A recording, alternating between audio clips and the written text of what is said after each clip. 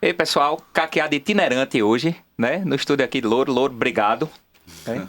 Meio fora do horário habitual, né? É E fora verdade. do lugar habitual, mas o caqueado não muda, não. Eu sou Márcio Santos, sou clínico. E hoje a gente tem Dr. Marcelo Nonato, né? Como convidado, Dr. Carlos Frederico como co-host. Co-host. Co-host aqui. Eu pedi que vocês se apresentem, Dr. Marcelo. Bem, Márcio, eu sou Marcelo, sou nefrologista, trabalhamos juntos aí na Rede Doc em Recife. E vamos lá, vamos conversar um pouquinho da nefrologia. Nefrologia é minha paixão, é o que eu faço da hora que acordo até a hora que eu vou dormir. Então, temos muita coisa para conversar aqui. Eu sou Fred, clínico e cardiologista também da Rede Dó. Também trabalho com essas duas figuras aí com muito prazer. Vamos lá. Eu gosto de dizer que eu sou clínico e olhe lá, né? Como diria o doutor Sérgio. Como foi que surgiu, Marcelo, essa minha ideia de te trazer aqui para conversar sobre a nefrologia, né? De uma maneira global, assim, e aí a gente vai discutindo. Antes eu vou trazer uma metáfora aqui. Esses dias eu estava indo no trânsito em direção ao aeroporto, aqui em Recife. Tem uma avenida grande, para quem não é de Recife, chama Mascarenhas de Moraes, né? E eu estava indo pela faixa que não é a do ônibus, nem a colada no... São 4 faixas, né? Tem a do ônibus, tem 3. Eu não estava na colada no canteiro. Estava aqui, relativamente devagar. E, de repente, veio um motociclista com a gota serena do meu lado esquerdo. Cortou, assim. Eu estava devagar. Gota serena, viu? Gota serena, regional, embora caquear, né? Ele veio muito rápido e me cortou pela esquerda. Eu estava devagar, tranquilo, né? Porque a gente aqui em Recife é acostumado a esse tipo de situação. Só que veio um motociclista muito rápido pela direita, cortando também. Eles tiveram um encontro bem agradável entre as motos, só que o motociclista da esquerda estava mais rápido do que o da direita e levou os dois para o lado onde tinha uma ambulância, bateram os dois na ambulância e eu passei, né? Daí aquele no retrovisor, não tinha, os dois se levantaram e tal, mas às vezes a gente está tão mergulhado naquilo que a gente faz, né, que a gente não vê o entorno, né? Você vê uma brecha e vai, né? Só vai. E um dos motivos que a gente fez essa discussão, esse podcast, foi a gente poder refletir sobre algumas coisas que, às vezes, a gente tem uma visão que não é a correta, né? E aí, para lhe ouvir. Quando eu fiz residência, eu fiz prova para residência em final de 98, né? Uma colega minha fez residência para nefrologia, né? A gente só tinha nefrologia como residência formalmente aqui em Pernambuco, no Hospital das Clínicas. Eram só 2 vagas, então a gente tinha 2 nefrologistas por ano aqui. E era uma área que eu achava muito interessante na época de faculdade. E existe ainda hoje, né? Quando você está no curso médico, aí você gosta de uma cadeira ou de um assunto e você termina se interessando por aquele assunto e seguindo com especialidade. Na época, você fazia prova direto. Você fazia um ano de clínica médica e os 2 anos de nefrologia. Eu achava massa, né? Que tinha principalmente a parte de glomerulopatia, que é muito gostoso de estudar, né? E não abandonei o estudo dessa parte específica com afinco, não, porque é bom de ler, né? E o clínico, de vez em quando, se depara. E aí, historicamente, a gente veio evoluindo no sentido de a gente não tinha tantos nefrologistas, a gente formava 2, né? E existia alguma dificuldade naquela época, né? 99, 2000, se a gente tivesse necessidade de um paciente agudo para terapia renal substitutiva, a gente tinha que inscrever ele num negócio que a gente chamava de disque diálise. A gente tinha 3 hospitais públicos que faziam hemodiálise oficialmente, que era o IPSEP, que é o Hospital de Servidores do Estado, HSE hoje em dia, o Hospital Barão de Lucena e o Hospital das Clínicas. Eram os 3 hospitais que tinham serviços de hemodiálise, terapia renal substitutiva. Só que os pacientes de UTI, né, que não tinham dificuldade de transporte e tudo isso, existia alguma... Dava trabalho, né? Você não consegue ver se fazia diálise peritoneal, a gente mesmo. Eu, como residente, fiz diálise peritoneal em enfermaria. Não eram as melhores condições, mas era necessário, era uma medida, às vezes, salvadora. E apareceu a diálise itinerante, a diálise móvel. E eu meio que assisti uma transformação, ou pelo menos no meu ponto de vista, do motociclista que estava vindo rápido pela esquerda, né? Assisti uma transformação de uma especialidade onde as pessoas faziam mais ambulatório, onde as pessoas seguiam mais pacientes internados por doenças primariamente nefrológicas. E eu assisti essa transformação para a tal do paciente agudo, né? Eu estou no serviço de agudos. Aí tinha a diálise de crônicos e a diálise de agudos, itinerante. Proliferaram os hospitais do estado, né? Os 3 hospitais metropolitanos em Recife. Para quem não é de Recife, foram criados 3 hospitais metropolitanos nas principais entradas da cidade para receber os pacientes que eram oriundos do interior do estado. E multiplicou a necessidade de serviço de diálise, porque se eu tenho UTIs, provavelmente eu tenho pacientes mais graves e a falência renal é uma coisa que acontece com a frequência maior em pacientes mais criticamente enfermos. E aí a gente às vezes queria discutir com o colega algo mais da nefrologia e a gente não conseguia, não reverberava isso assim. O pessoal se limitava a tem indicação de diálise, não tem indicação de diálise.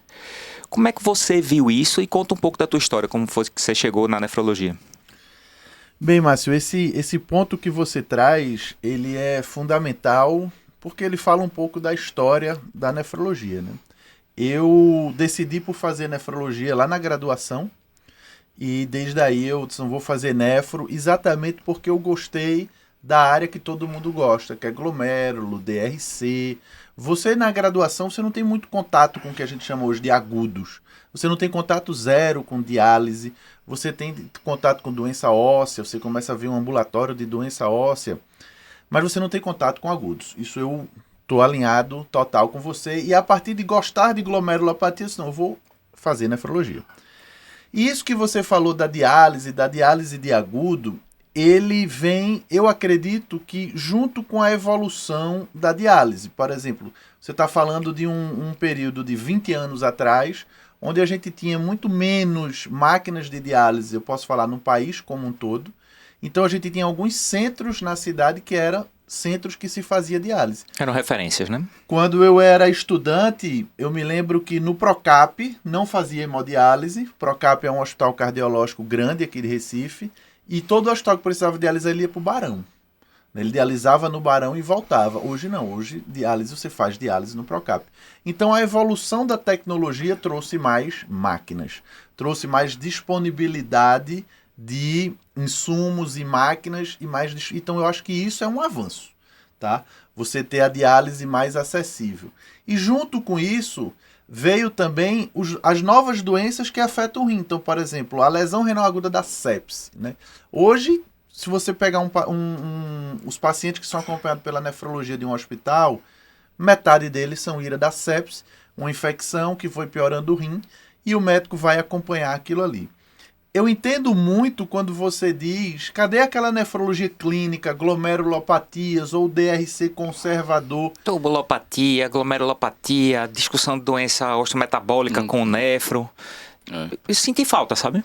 Eu acho que ela também existe, mas ela não está no hospital. Hoje, os modelos de nefrologia intra-hospitalar, né, que a gente chama, Recife chama de agudos, o Brasil afora chama muito de nefrologia intra-hospitalar, ele perde disso. Então, tem gente que chama mais cientificamente chama de nefrointensivismo, que é o nefro dentro da UTI. E quando você vai para a UTI, que você tem um paciente piorando função renal, aquilo ali é multifatorial, é droga, é sepse, é infecção, é inflamação, é um quimioterápico, é um antibiótico, então tem muita coisa. Então o nefrologista, ele fica nesse processo de cuidar daquele paciente com disfunção renal. Eu confesso que muitas vezes o nefrologista não tem muito o que fazer nesse cenário. Ele é um parceiro ali, ele é um apoio para o intensivista, porque às vezes ele tem que dar alguma orientação para o nefrologista, para o intensivista. Isso quando a gente fala de hospital de classe A, mas quando a gente fala de hospital de classe B, é muito comum eu ser recebido um parecer, solicito parecer da nefrologia para ajuste de antibiótico. Eu acho que ajustar antibiótico é obrigação do clínico, do intensivista. Não se pede parecer do nefrologista para ajustar antibiótico. Ajuste de antibiótico é de quem prescreve. Se eu vou prescrever um Tazocin, eu preciso saber como é a dose de Tazocin para quem faz hemodiálise. Então, ajuste da droga para a função hepática e renal é obrigação do clínico. Mas a quantidade de parecer que a gente recebe para ajustar a dose é imensa. Uma vez, eu recebi uma ligação de uma dermatologista que ela me perguntou, Marcelo, como é que eu trato hanseníase num paciente que faz hemodiálise? Se eu não sei nem tratar no normal, quanto mais no que faz hemodiálise. Ela queria que eu dissesse a ela quais eram as drogas e a dose de cada uma das drogas que ela iria usar, para tratar uma hanseníase. Eu não sei, isso se consulta no livro, entendeu? Hoje no em dia celular, você bota a mão no bolso, isso, né? bota a mão no bolso, olha, ajuste, diálise, Isso aí. mas não é. Então, o nefrologista cresceu as diálises, cresceram o acesso. Isso é a gente sabe que, principalmente na saúde suplementar e na saúde pública também, isso é um negócio, né? Hemodiálise é um procedimento rentável. Existiu patologias que levavam o rim à disfunção e à necessidade de diálise, então estava na hora daquilo crescer. E eu vejo isso como um ponto. Eu vejo que o nefrologista, ele não pode virar um dialisador. Ele não pode, que a gente chama de lavanderia. Isso aqui não é nefrologia, isso aqui é lavanderia. Liga o sangue aí, roda e acabou. Existe muita coisa ali por trás. Nesse ponto, que aí é o que eu acho que é um dos pontos nevrálgicos que a gente quer discutir, você tocou nele, né? A percepção de algumas equipes, aí eu não vou falar o clínico intensivista, equipes, de algumas situações aí em hospitais de nível acadêmico mais apurado e hospital de nível acadêmico menos apurado talvez seja pior, mas essa percepção que a decisão é um sim ou um não, né? É o tal do dialisador, né? E a pergunta é, você acha que houve algum momento assoberbamento de volume? Sim, volume que você diz de trabalho. Não volume com necessidade de ultrafiltração, né? Eu acho volume de trabalho. Sim, eu acho que a maneira, quando essas escalas de trabalho elas foram feitas, então, por exemplo, tem a equipe de nefrologia em Recife que passa em 5 hospitais no mesmo dia. Ele sai passando de hospital em hospital. E isso eu acho um erro. Eu acho um erro do nefrologista, eu acho um erro da nefrologia como sociedade, porque você tem que ter um nefrologista no hospital, pô. Não existe você olhar um paciente numa UTI hoje e só vou olhar amanhã. Hoje você faz um diurético para ver se ele urinou. Ah, não, reavaliar amanhã. Não é, pô. Você reavalia isso com 2 horas, com 6 horas, um balanço hídrico. Então eu acho que a gente teve um esquema montado de super trabalho e você tira toda a parte bonita da nefrologia de prevenção e foca muito na diálise, que é dialisar ou não dialisar. Então, a depender de onde você trabalha, o seu trabalho é dialisar ou não dialisar. Perfeito. Que era e até o modelo de remuneração, que muitas vezes Recife não tem muito isso, mas, por exemplo, eu tenho grandes amigos no Rio de Janeiro que eles vão trabalhar, eles passam em 3, 4 hospitais e eles ganham por diálise prescrita. Se ele prescrever 10, ele ganha um valor vezes 10, se ele prescrever 5, um valor vezes 5. Então, ele não é remunerado pela avaliação do doente, pela clínica do... Não, ele é só remunerado pela diálise. Ele vai tender a negociar. Guarda essa informação que é importante. E Fred, tu queria falar? É só uma coisa. Eu comecei a conversar com o Márcio, né? A gente conversou sobre o tema a partir de uma percepção nossa. A gente não leu um texto, a gente não viu um artigo, não foi uma reportagem de televisão, mas a gente teve essa impressão que talvez por algum caminho realmente a nefrologia se perdeu. Essa era a manchete, né? E aí, nesses 2 dias que eu sabia do tema, não parece uma preocupação local. Existem textos sobre isso, né? Do caminho que a nefrologia veio seguindo. Então tem textos que são, nefrologista não é só dialisador, e aí se discorre sobre os motivos. Então, por exemplo, doença renal crônica. Hoje em dia, não parece mais ser só uma doença do nefrologista, desde o começo. Então a gente tem a síndrome cardiometabólica renal. Então o cardiologista ele foi obrigado. Hoje a gente tem que tratar, porque é quase um erro cardiológico. E botaram metabólica outro dia, né? Era cardiorrenal. Então, a doença renal, hipercalcemia, eu acho que várias coisas da prevenção e do tratamento do dia a dia do nefrologista, outras especialidades, além de estarem abraçando, foram pesquisando e aparecendo, entendeu? Porque Márcio puxou lá para a faculdade. Na faculdade de hipertensão, se falava muito que era do nefro, ou era do cardio. Não é a percepção que a gente tem hoje. Talvez porque a cardiologia foi muito à frente e hipertensão hoje está muito relacionada à cardiologia. Eu não sei nem se você tem uma diretriz de hipertensão de nefrologia. Praticamente as diretrizes de hipertensão são do cardiologista. Então a gente pegou muita coisa assim de medicina preventiva, onde o nefrologista aparecia mais, né? E eu acho que outro fator foi esse. Eu acho que as grandes corporações, aí falando de hospitais e de serviço de nefrologia, direcionaram o tratamento assim de grandes procedimentos que levam ao paciente mais, digamos, agudo, renal, do que um crônico de ambulatório. E o foco se tornou isso. O paciente faz um procedimento, vai mal, diálise ou não. Paciente complexo, interna, por sepse, faz insuficiência renal aguda, diálise ou não. Então, eu acho que foi um conjunto, na verdade, para a gente estar debatendo aqui e que não é local. Isso aí eu tive certeza de tudo que eu vi. Você foi ler, né? Assim, deixa eu trazer, porque toda vez que a gente vai conversar algo que partiu de observação, vamos dizer anedotal, porque foi de uma observação da gente.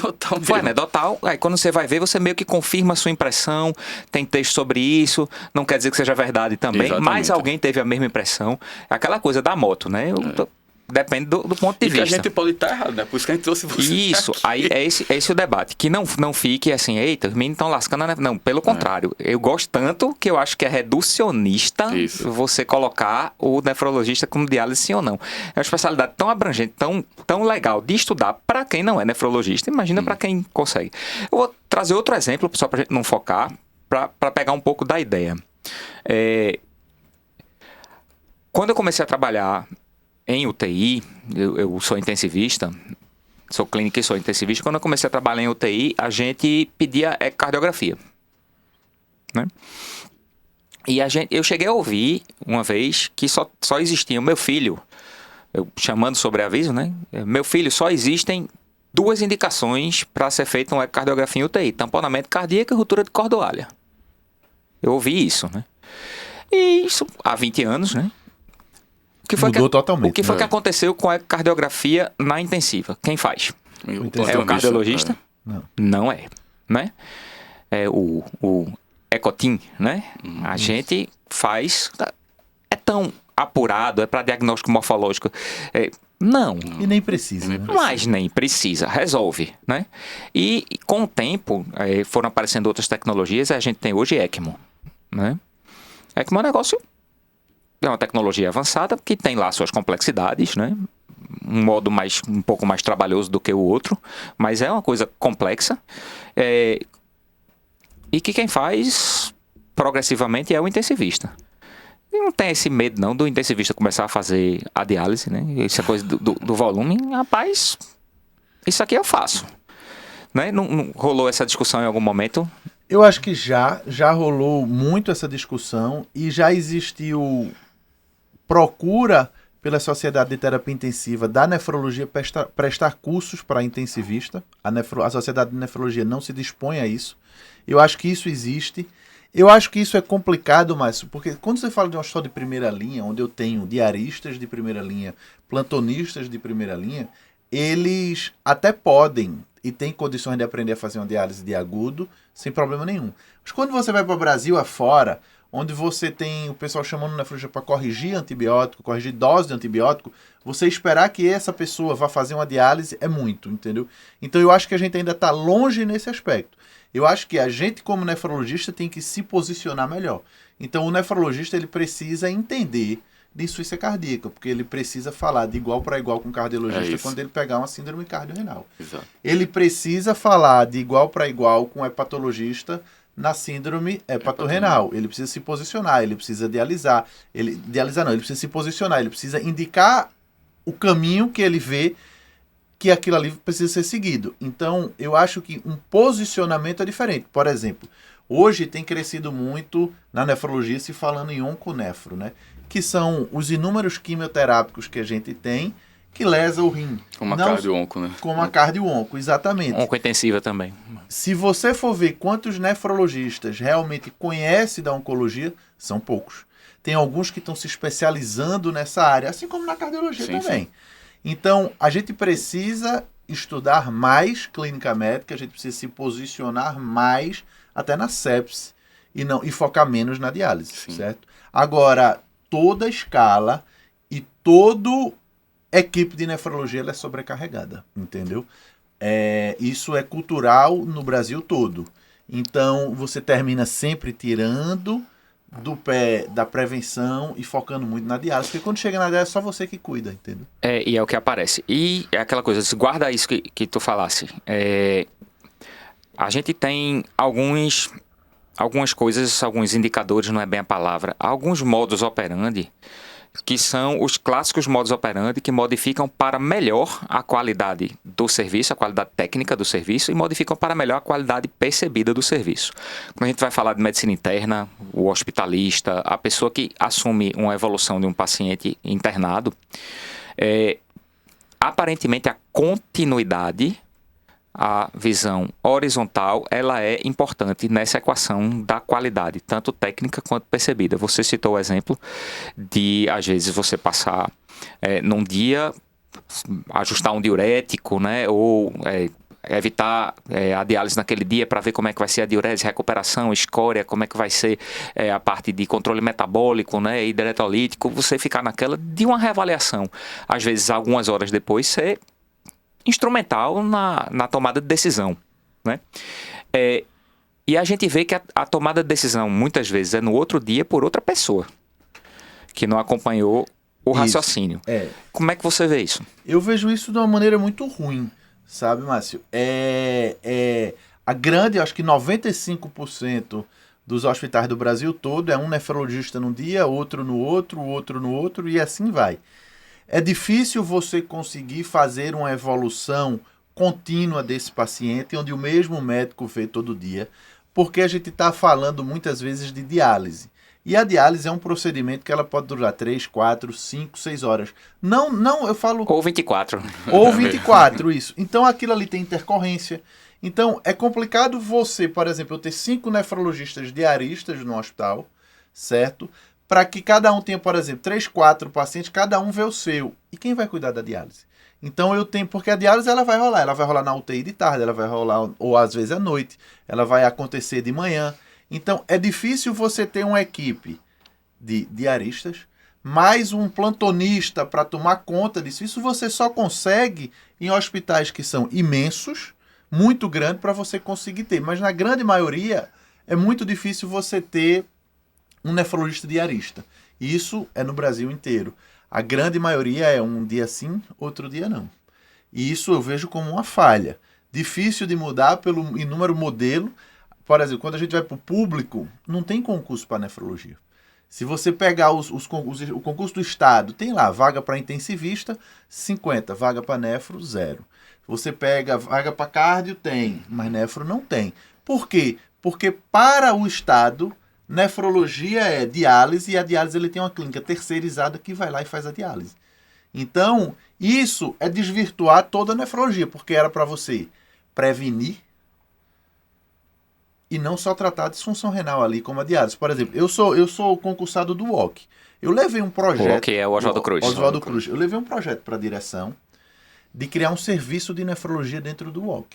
A gente tem nefrologista lá, de fazer a diálise dentro da instituição, dele ser como ensino para enfermagem, para medicina, para as outras áreas. Todas as áreas que pudessem se envolver com a nefrologia dentro do complexo da Universidade de Pernambuco. E a diretora virou para mim e disse assim: Marcelo, nesse seu projeto, a diálise vai sair mais cara ou mais barata? Eu disse, é claro que ela vai sair mais barata, mas eu não estou vendendo diálise para você. Eu estou vendendo um serviço de prevenção da doença renal. Eu estou prevenindo que esse doente entre em diálise. Eu quero pegar esse paciente e começar a botar isso numa lista de transplante, que é um princípio desse hospital ter um serviço de transplante. Então, o que eu ofereci para ela não foi diálise, mas o que ela queria me comprar naquela época era diálise. Então, existe também a Sociedade Brasileira de Nefrologia, diz assim, se posiciona mal, porque o nefrologista, quem é o nefrologista? É o médico da diálise. Então, a gente está discutindo isso, graças a Deus que a gente concorda, né? Porque, graças a Deus não, porque às vezes o debate também é bom. Mas a gente concorda em diversos aspectos aqui. É uma especialidade tão abrangente, tão importante. Hoje aconteceu de eu atender um paciente que tem um paciente renal crônico que faz terapia renal substitutiva. Tem tanta coisa, como internista, como clínico, né? Tem tanta coisa para eu ver ali. Que não só o ajuste da dose do antibiótico. Tem tanta coisa para eu ver. E tem tanta coisa que o nefrologista faz. Tem tanta coisa para discutir. Tanta coisa importante. Tá certo que ele não é um agudo, né? Tanta coisa que é reducionista, sabe? E eu fico me perguntando onde foi o gatilho disso, se foi um gatilho puramente comercial, se em algum momento foi cômodo ficar sendo o médico da diálise, porque a diálise é um procedimento que tem uma remuneração e que durante algum tempo foi diferente de alguns outros procedimentos de aguda. A diálise em Recife, pelo menos, não sei como é que é no resto do país, mas provavelmente é parecido. Em um momento era muito atrativo do ponto de vista financeiro para quem fazia. E o pessoal se acomodou nisso, é a diálise. Mas você acabou de mencionar um monte de momentos, vários momentos, onde a gente tem uma potencialidade de intervenção modificadora para melhor da qualidade da assistência feita pelo nefrologista, que é uma especialidade, volto a dizer, é interessante, é bom de estudar, é imensa, né? O rim faz tanta coisa. A gente reduzir, tirar a escória, mas ajustar associado bicarbonato. a isso que ele falou muito de prevenção, vou falar da cardiologia, porque da clínica a gente não precisa falar, né? Que a gente nasceu Mas o cardiologista hoje ele é obrigado, por exemplo, a tratar diabetes. Parece um absurdo, mas não tem muito tempo não, que o cara não sabia. Hoje ele sabe ou ele está fora. Até porque muitas das medicações para IC são do dia e acabou se misturando. Tratamento da obesidade, o cardiologista tratar a obesidade. Vários estão tratando aí a obesidade. Doença renal crônica, que é o nosso foco aqui. Só fazer um parêntese, desculpa. Vários estão tratando a obesidade pelo motivo certo. Sim, e pelo motivo errado. Mas o que eu quero dizer é assim, estão indo e vão fazer estudos e vão se mostrar, né? E vão mostrar que dá resultado. Como é na doença renal crônica.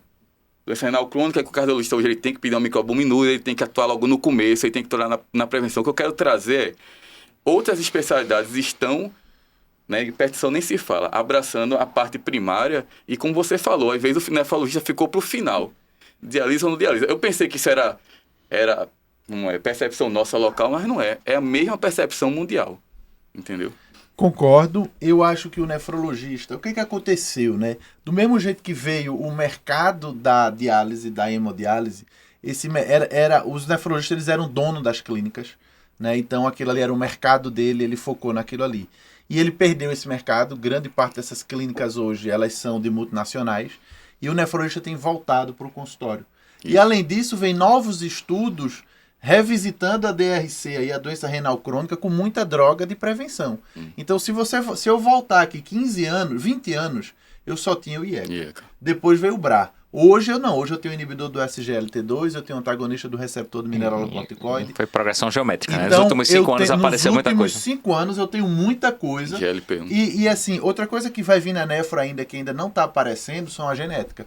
Por exemplo, hoje a gente tem muito DRC que ele é colocado como hipertensão, mas tem uma glomerulopatia que passou batido. Sim. Certo? Ele tem o diabético, que muitas vezes é nefropatia diabética, e não é. Tem uma outra coisa ali por trás. Essa discussão é antiga, né? É antiga. Mas foi uma briga que... Por que não vai biopsiar o rim? Né? Pois vai fazer diagnóstico diferencial dessa proteinúria. Não, ele é diabético. Rapaz, veja, e essas outras características aqui? Exatamente. Então, o nefrologista hoje... Aqueles que estão mais pensando na frente, eles estão olhando para isso aí, eles estão olhando para um consultório. Hoje a gente tem maior facilidade de biópsia. Por exemplo, a gente quase não faz biópsia em Recife, entendeu? Muitas vezes, agora a gente está conseguindo fazer mais. Mas eu acho que o nefrologista precisa investir. Não analisa, né? Não analisa. O procedimento da biópsia a gente faz e manda para fora. Isso, mas analisar a biópsia a gente não faz, tem que ir para fora. Então, por exemplo, lá na rede DO agora, a gente tem a patologia DO, por exemplo, que facilitou, eu não tenho que mandar para fora. A rede mesmo, ela mesmo faz por movimentos dentro do hospital e ela manda para o patologista analisar. Isso já facilitou muito.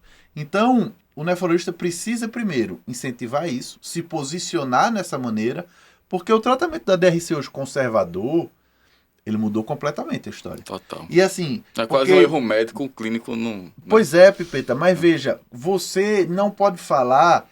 como você, cardiologista, porque você sabe. Eu vou interromper você. Você, uma vez, numa conversa em outro ambiente, fortuita, você se virou para, acho que foi até para Fred.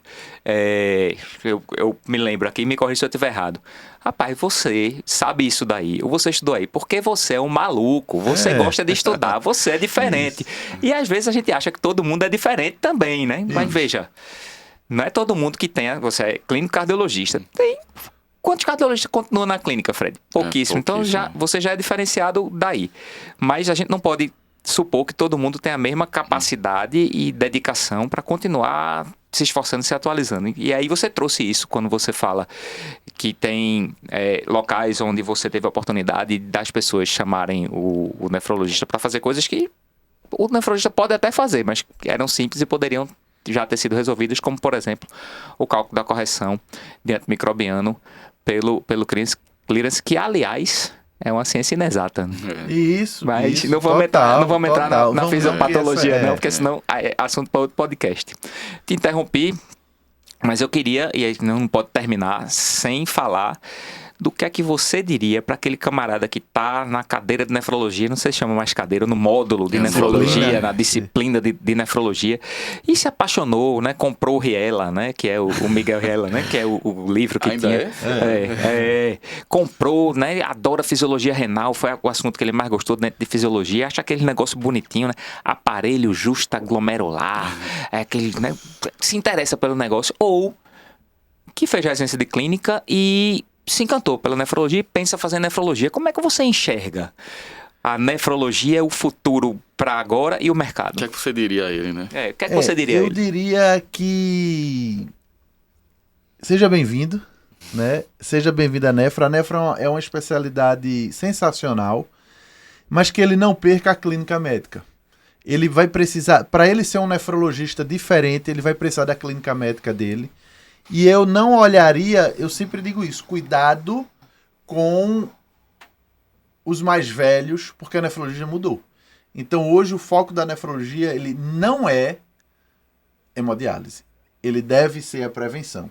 Então se você se posicionar como um médico que trata bem DRC, você vai começar a ter no seu consultório todos os diabéticos da cidade, os hipertensos. Tenha consultório, né? Tenha consultório, exatamente. Tenha consultório e se posicione como um clínico que é capaz de tratar um diabetes. Isso. E que entenda DRC, porque não é fácil tratar DRC. Se você for perguntar aqui aos nefrologistas como é que eu trato diabetes point of care, como se faz hoje, ele não sabe. Ele vai estar lá na metformina. Não que ela esteja fora, mas existe hoje mais um monte de coisa além da metformina, principalmente quando a gente fala de paciente com condições de comprar as drogas mais caras. Se você está no SUS com pacientes que têm menos condições, ele usa drogas mais limitadas. Mas, por exemplo, nosso host aqui é diabético, lourinho, e ele não usa nenhuma medicação que era para usar. Louro, você permite que a gente use essa informação, né? Porque é o sigilo, né? Você permite que nós... Tá muito bem. E ele não usa mais o que era para usar de primeira linha, entendeu? Por que ele não usa? Porque não passaram. É difícil, eu vou puxar essa linha porque pro cardiologista, Fred acha clínico, porque que todo mundo é igual a ele. Entendeu? Mas eu acho que é posicionamento da especialidade. Entendeu? Não existe hoje um congresso de cardiologia, por exemplo, que a gente não saiba a última medicação do diabetes, não saiba se é melhor você fazer primeiro IECA, depois SGLT2 mais finerenona. Se você passa finerenona na frente da SGLT2, a gente vai estar sabendo os trabalhos, o comparativo, se tem os três ao mesmo tempo. Então, é o que você está falando. A gente está impulsionado, obviamente, pela indústria, mas não dá hoje para você não se posicionar, não ir atrás, não estudar, porque tá. Mas eu acho o seguinte, Fred, isso é uma novidade para a nefrologia, entendeu? A nefrologia não tinha estudo não, pô. A última droga para nefrologia é IECA, faz 30 anos. Então agora, por exemplo, o próprio Lokelma. Sim. Você tem condições de tirar um paciente da diálise por causa de uma hipercalemia, botando um Lokelma. Que é um tratamento mais recente para a hipercalemia, tentando substituir ou ter menos efeitos colaterais. Deve, sim, né? Deve, né? Isso está escrito, né? Recomendado, mas substituindo resina de troca, né? Custo, né? O Lokelma. Então, assim, você tem hoje mais ferramentas, entendeu? Agora, o nefrologista ele ainda não se posicionou. A maioria do mercado de trabalho ainda é na diálise. Isso porque a gente está citando a diálise de agudo, mas tem a diálise de crônico nas clínicas aí, Brasil afora. Sem dúvida. O Brasil hoje tem 900 clínicas de diálise que emprega metade dos nefrologistas. Uma parte dos nefrologistas, eles ganham a vida na máquina, né? Então, tem nefrologista que só trabalha em clínica. Chega às 6 horas da manhã, vai embora às 9 horas da noite, e dá o plantão dele dentro da clínica de hemodiálise, gosta e vive disso, entendeu? E até esse trabalho mudou. Porque hoje você trata a insuficiência cardíaca desse doente diferente, você trata o diabetes dele diferente, e mudou também para o transplante. Você tem maia, todo ano cresce o número de... Mudou um pouco agora o caso da pandemia, mas todo ano o número de transplantes no Brasil cresce. Então, preparar um doente pré-transplante, por exemplo, você tem que entender um pouquinho de coronariopatia, porque quando você vai preparar ele para um procedimento cirúrgico, você tem que estadiar se ele tem doença coronariana ou não. Sim. Como é que você estadia um doente pré-transplante? Mudando um pouco o tema. Se fizer essa pergunta para o renal, nas clínicas de diálise para o nefrologista, eu posso fazer cintilografia miocárdica para esse paciente? Ele não sabe. Aí eles vão mandar para o centro de transplante, que aí lá o nefrologista sabe ou tem um cardiologista para ajudar. Mas ele precisava saber. O pré-transplante era para ser feito na clínica de diálise, não no centro de diálise. O pós também, não pós-imediato, mas está em 3 meses estável no pré-transplante. Acompanha na clínica, o nefrologista lá acompanha. Se precisar, ele manda de retaguarda. Até porque cresce muito o número de transplantados no Brasil, que os centros não mais dão conta. Aí o centro vai crescer. Não, pessoal, a gente só tem grande centro de transplante nas capitais. O paciente que é transplantado, que mora no interior, ele quer ser acompanhado pelo nefrologista. E o nefrologista precisa saber acompanhar um pós-transplante. Uma coisa interessante que eu vejo no nefrologista que trabalha com pacientes pré e pós-transplante é que ele pode ter diversas patologias em associação com o transplante ou que o levou à doença renal crônica que terminou levando ao transplante. Pode ter diversas patologias, mas o médico dele é o nefrologista. E isso a relação médico-paciente do paciente transplantado renal é com o nefrologista. Isso é muito forte. Tá? Isso é uma coisa que eu trabalho em hospitais que fazem transplante renal. Esse tipo de relação é muito forte. E é um dos motivos que me levou a ficar refletindo se a gente não estava perdendo talentos, né? E aí eu fico até feliz da gente estar debatendo isso e com uma especialidade que eu, pessoalmente, sempre gostei, sempre achei interessante de estudar. E admirar, né? Quem fazia. Admirar quem fazia. E isso ser reducionista, ficar meio chateado, rapaz, tanto talento desperdiçado. A gente precisa falar sobre isso. A gente precisa falar sobre isso, porque tem tanta coisa para o nefrologista fazer e ele se determinar a trabalhar só com isso. E aquela questão, o que é que eu diria a um jovem hoje? Não se paute por mercado hoje, porque o mercado muda, e muda rápido, e muda muito mais rápido do que a gente às vezes é de um dia para o outro, né? Você deu alguns exemplos aí. Estava de um jeito, veio a pandemia e acabou-se. Mudou para outro jeito. Há 30 anos tinha... De 30 anos para cá uma droga. Nos últimos 5 tem 30. Então, o que eu diria é paute pelo que você quer fazer o resto da sua vida. Você gosta do paciente nefrologista, você gosta de estudar nefrologia, rapaz, é isso. Doente grave, né? Porque o nefrologista, ele é um paciente grave, entendeu? Não existe... O paciente da nefro, ele é complicado. Ele é cardiopata, ele é vasculopata, ele é diabético. Paciente cardíaco com disfunção renal, fração da ejeção e disfunção renal, mortalidade. Pois é. E a gente vai precisar encerrar por conta de duração de podcast. Tem um pessoal amigo meu que diz que a gente não pode passar de 20 minutos de jeito nenhum. Mas toda vez que a conversa é boa, a gente vai passando de 20 minutos e as pessoas nem veem que a gente está passando de 20 minutos. A gente vai precisar encerrar. Vou pedir que vocês deem seu recado. Mas o que me deixa mais feliz da discussão é que, no fundo, o que vocês dizem é não perca a clínica médica, né? Existe a relação entre os órgãos, ela continua acontecendo, né?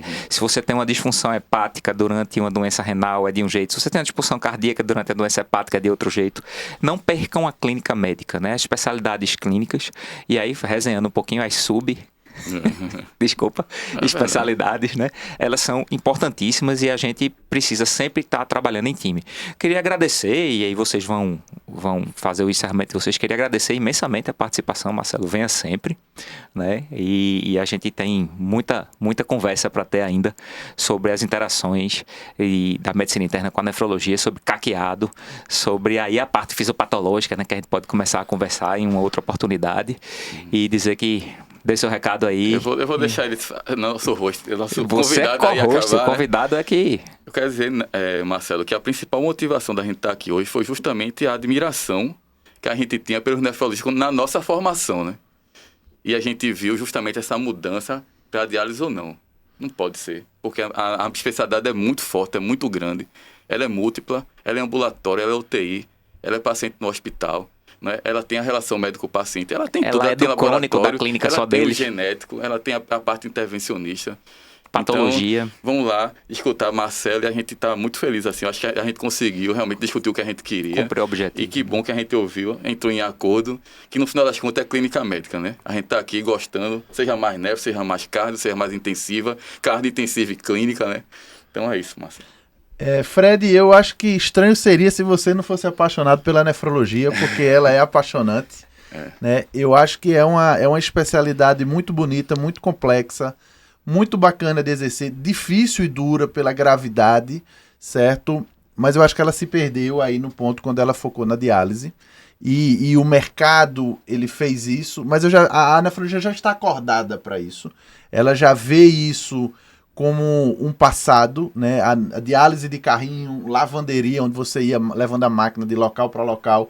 Eu acho que isso hoje já é passado. Hoje os hospitais já enxergam isso, já enxergam que precisa ter uma equipe de nefrologia. E eu acho o tema fundamental porque os nefrologistas precisam se posicionar melhor. Precisam se posicionar melhor nesse cenário, principalmente das inter-relações entre os clínicos, que eu digo entre a clínica médica, os médicos assistentes dentro da unidade.